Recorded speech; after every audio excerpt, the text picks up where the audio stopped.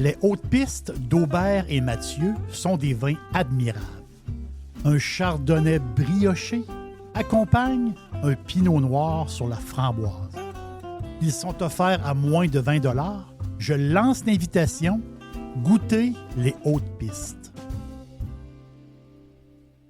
Le grand jardin de la France. C'est une belle expression, le grand jardin français. Nous sommes déjà passés 2 fois en Loire, vous et moi, dans le podcast Loire qui raconte l'histoire, qui raconte la région, et aussi le podcast Cœur qui est relié à Jacques Cœur, un personnage historique de la France qui est relié justement à des appellations de vin comme Menetou-Salon et à la Loire. Mais cette belle région-là, on peut l'appeler une région agricole magistrale. 48% de la surface du département, c'est en prairie. Et l'activité première, c'est l'élevage de bovins pour la viande et aussi pour la production de lait. La filière végétale, j'aime l'expression française, la filière végétale, elle, est concentrée sur les maraîchers, les légumes et bien sûr, sur la vigne. Tu sais, on dit une région magistrale, c'est à cause aussi de la série de châteaux dans toute la région. C'est incroyable. Non, c'est vraiment incroyable. On dénombre plus de 300 châteaux, ce qui est tout à fait exceptionnel. La belle campagne et au milieu des très beaux châteaux, c'est ça qui résume justement la Loire. Il y a des tours organisés qui se spécialisent pour faire la tournée des châteaux. Les touristes abondent parce qu'il y a des tournées là, de châteaux incroyables et des visites tout à fait incroyables, des jardins. C'est vraiment, vraiment spectaculaire. Mais on ne peut pas tout visiter. Et s'il fallait que je retienne 2 châteaux, disons mes favoris. Moi, j'ai le château de Chambord et j'ai le château de Chenonceau. Initialement, le château de Chambord, ça devait être un chalet de chasse. Imaginez, un chalet de chasse. Ah oui. C'est situé entre Orléans et Tours, et François Ier, le roi du temps, François Ier, mais lui, il voulait avoir un endroit pour emmener les souverains, les autres souverains de d'autres pays. Il voulait amener aussi les ambassadeurs à l'extérieur de Paris. Donc, avoir comme un genre de chalet de chasse de grand luxe. Mais en réalité, c'est un château tout à fait incroyable. Chambord, c'est la folie des grandeurs. Mais c'est beau. Il y a eu 1800 ouvriers sur 25 ans pour bâtir ce chef-d'œuvre. Mais une des merveilles de Chambord, c'est vraiment à voir, mais une des merveilles, quelque chose de particulier, c'est l'escalier central. À lui seul, il vaut la visite. C'est incroyable. Il y a 2 rampes jumelles qui s'enroulent l'une sur l'autre. Donc, il y a 2 escaliers qui s'enroulent et au milieu, il y a un creux. Et les personnes qui montent ou qui descendent, bien, ils se voient, mais ils ne se rencontrent jamais. Et il y a une légende. À Chambord, il y a une légende. Puis moi, j'aime beaucoup ça, les légendes. La légende veut que c'est Léonard de Vinci qui a dirigé les travaux pendant la construction de l'escalier. Léonard de Vinci, l'escalier, c'est quoi cette histoire-là? Bien, en fait, c'est impossible que ça soit arrivé, que de Vinci soit sur place, parce que le génie italien est décédé en mai 1519, 4 mois avant le début du chantier de l'escalier. Mais on se demande quelqu'un a peut-être eu les plans de son vivant. Parce que Léonard de Vinci avait dessiné des plans pour un escalier de ce type. Un escalier tout à fait novatrice et tout à fait spectaculaire. Et ce qu'on sait aussi, c'est que François Ier, le roi, était mécène de Vinci. Donc déjà, ils se connaissaient. L'autre influence de Vinci sur Chambord, bien, ce sont peut-être un peu moins glamour, ce sont les latrines, les toilettes. Là, je vous amène où? Bien, les latrines à Chambord étaient révolutionnaires pour l'époque. Parce que, imaginez, la quantité de monde dans un château, bien, ça prend des toilettes. Et justement, les fosses avaient des conduits de ventilation.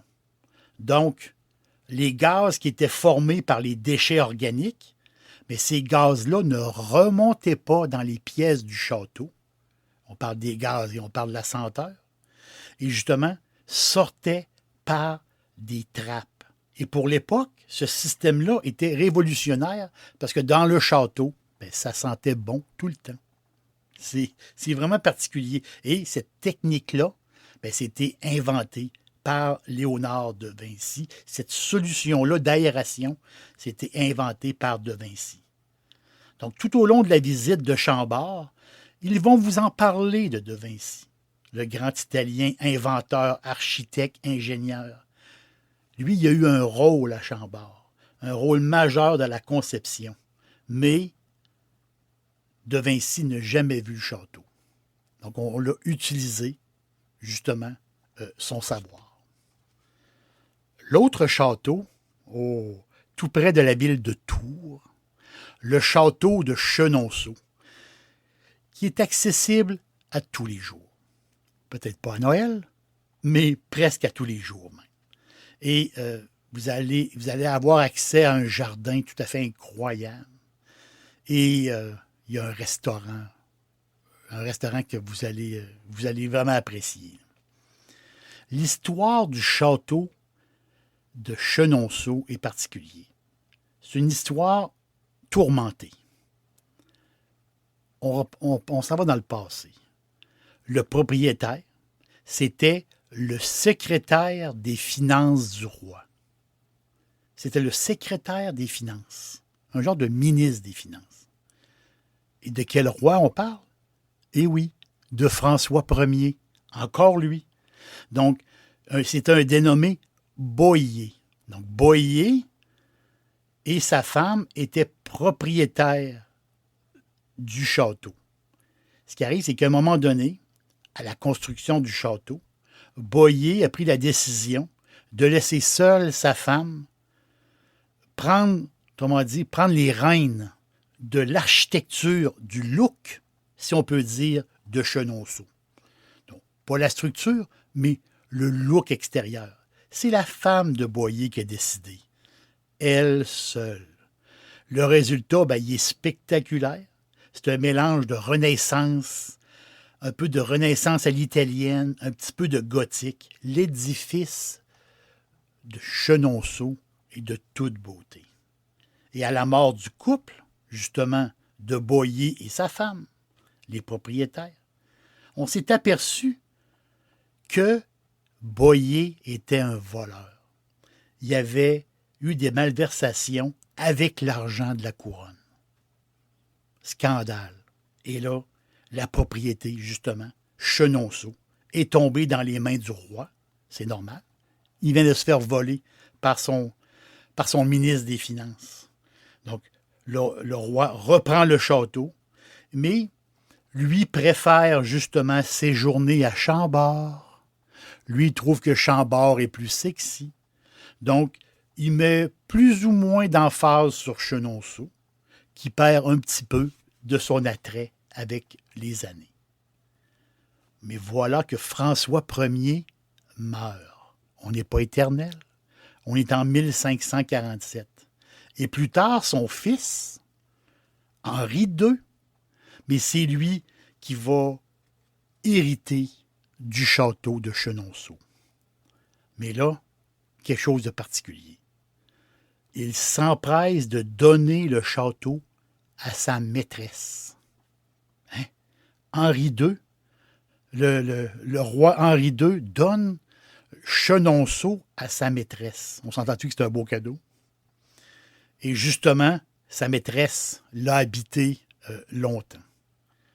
Et à la mort de sa maîtresse, c'est la femme du roi, Catherine de Médicis, l'italienne, Catherine de Médicis, qui n'a pas tellement enduré la présence de la maîtresse dans Chenonceau, mais c'est elle qui a repris le domaine, c'est elle qui a repris Chenonceau, et pour conjurer toute cette histoire-là, Catherine de Médicis aurait fait, paraît-il, des parties et des soirées incroyables à Chenonceau, à n'en plus finir, pour comme faire oublier l'histoire de la maîtresse.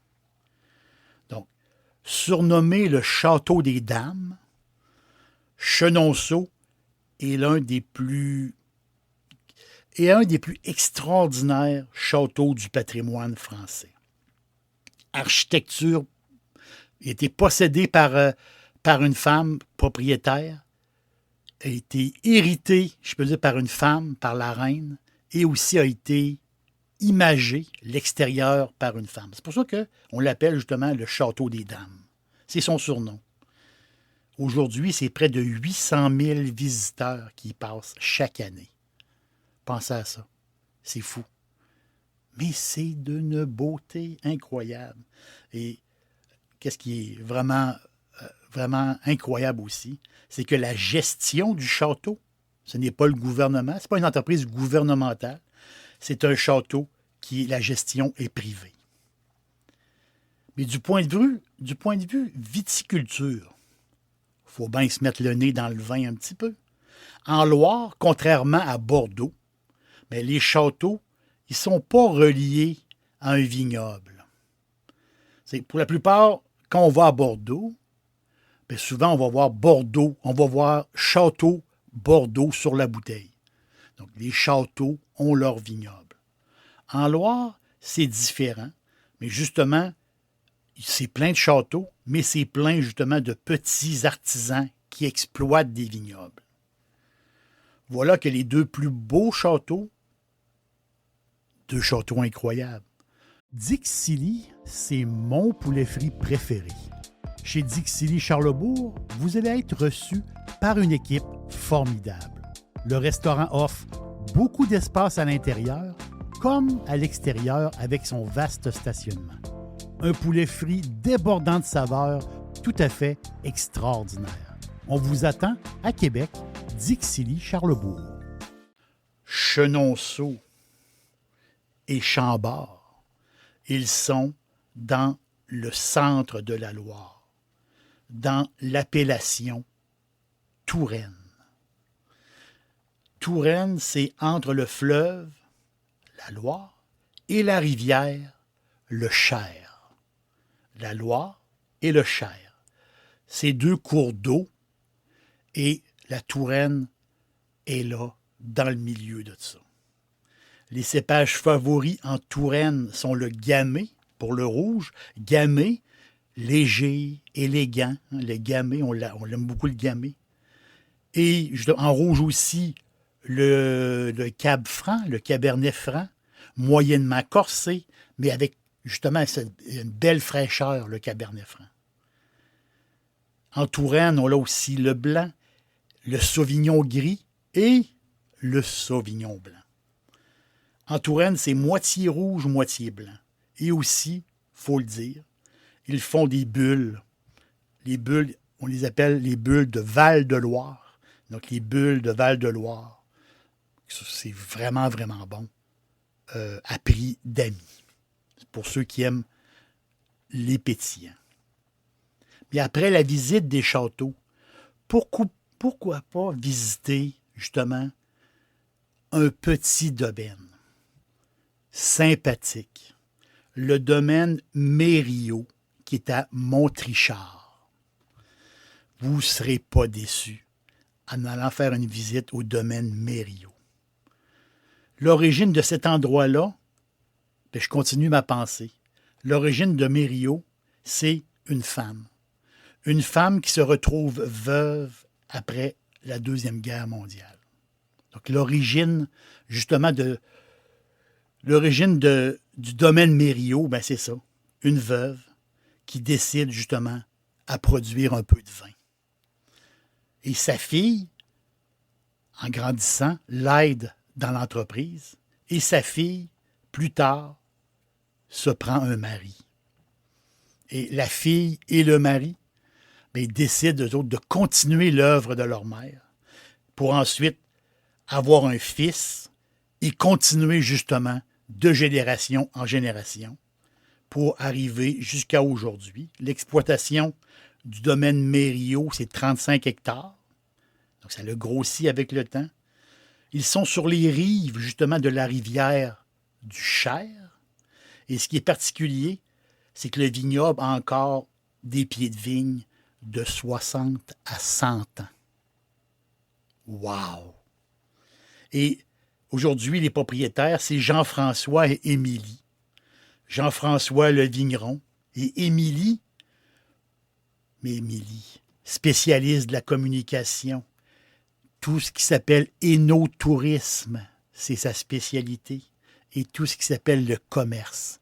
Donc, faire connaître ces vins-là, recevoir le monde, bien, c'est Émilie qui fait le travail. Et lui, Jean-François, s'occupe du produit, s'occupe du vin. Ils font vraiment un beau duo. Et je vous parle du domaine Mériot pour 2 raisons. J'aurais pu choisir un autre endroit. Il y a d'autres endroits tout à fait magnifiques. Il y a des domaines à connaître. Mais j'ai choisi eux autres pour, la première raison, pour la cave. Quand vous êtes reçus là-bas, au domaine Mériot, mais la cave est très, très ancienne. C'est vraiment spectaculaire et ils adorent, justement, recevoir les gens et faire de la dégustation. Et la deuxième raison, bien, c'est leur vin d'entrée de gamme. Le vin d'entrée de gamme qui porte le nom de l'Arpent des Vaudons. L'Arpent des Vaudons. Je vous en parle parce que j'ai été frappé par le goût et la texture de ce Sauvignon blanc-là. C'est un vin d'entrée de gamme. Pour moi, c'est beaucoup plus que ça. Puis on dit entrée de gamme, c'est un vin abordable. Quand on regarde, on voit une belle robe jaune pâle avec des reflets argentés. Au nez, il y a des notes végétales. C'est très, très frais au nez, mais très végétal. Mais le coup de cœur se fait en bouche. Après une attaque assez franche, arrive la soie. Arrive une rondeur magique. Une grande finesse. C'est du Sauvignon blanc issu de sols d'argile calcaire. C'est une parcelle de terrain quand même assez grande, de 9 hectares. Et c'est des vignes entre 10 et 60 ans. De la soie. Il y a quelque chose de particulier, ce vin-là. Il y a vraiment quelque chose. Il y a une rondeur que rarement on voit dans du Sauvignon blanc. C'est tout à fait fantastique. Et bien sûr, ce vin-là, ils l'ont brassé avec les lits, donc avec les dépôts. Donc, ça augmente justement la suavité de ce vin-là. Et c'est ça qui fait que cette bouteille-là se vide rapidement. Vous ouvrez la bouteille, vous êtes 2, 3 personnes, et la bouteille se vide tout de suite. Il faut en avoir une deuxième, ça c'est sûr. Avec les crustacés, avec du poisson, avec un simple pain baguette ou avec du fromage. Vous allez adorer. L'Arpent des Vaudons. J'adore. La Touraine, vive la Touraine. La Touraine, c'est une ancienne région féodale du Moyen Âge. C'était conquis par Clovis lui-même, le roi des Francs. Le comté est un des plus vieux de France. Et la tournée des châteaux, ça, c'est une expérience unique. C'est à mettre sur une bucket list, vraiment. Et si vous passez dans cette région-là, il faut absolument faire un stop, une nuit ou deux, à Tours. Tours, il faut arrêter à Tours, absolument. Tours, Touraine. Hein? Tours est là. Très belle ville, avec le quartier des Plumereaux, le quartier avec les maisons en colombage. Un quartier, vous êtes là, puis on se demande dans quelle époque que je suis. C'est d'une beauté. Et c'est une ambiance, justement, ces maisons en colombage-là, justement avec l'ossature en bois, avec le torchis. Donc, c'est un mélange de paille et d'argile. À l'époque, ben, les gens qui avaient de l'argent utilisaient la pierre et les gens plus pauvres utilisaient justement le colombage. Mais ces maisons-là, ben, ils existent encore et on peut les voir à Tours. Ça prend un stop à Tours absolument. Au moins une nuit, même 2 nuits. La Touraine est au centre de la Loire et la Loire est au cœur de la France. Quand vous allez passer par là, vous allez comprendre. Et je vous souhaite une bonne visite en Touraine.